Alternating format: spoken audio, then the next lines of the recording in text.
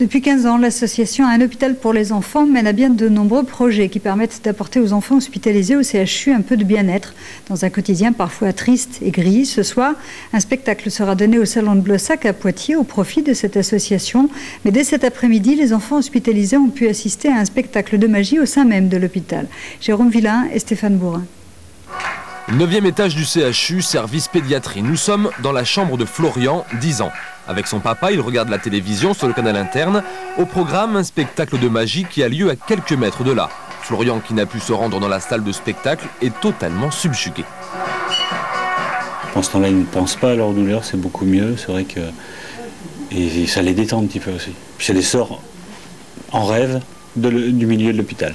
Tu me redis stop à nouveau quand tu veux. Stop. Ici. Parfait. Nous sommes à présent dans l'espace adolescent, un lieu d'animation ouvert 8 heures par jour et spécialement dédié aux enfants.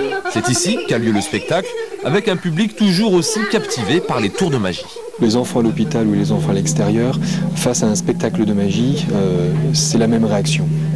Alors, on va s'adapter pour certains tours.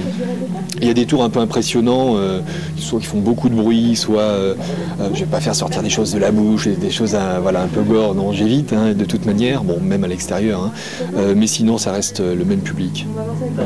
Il n'y a pas de traitement spécial. Ça occupe, parce que rester dans une chambre à rien faire, on s'ennuie un peu.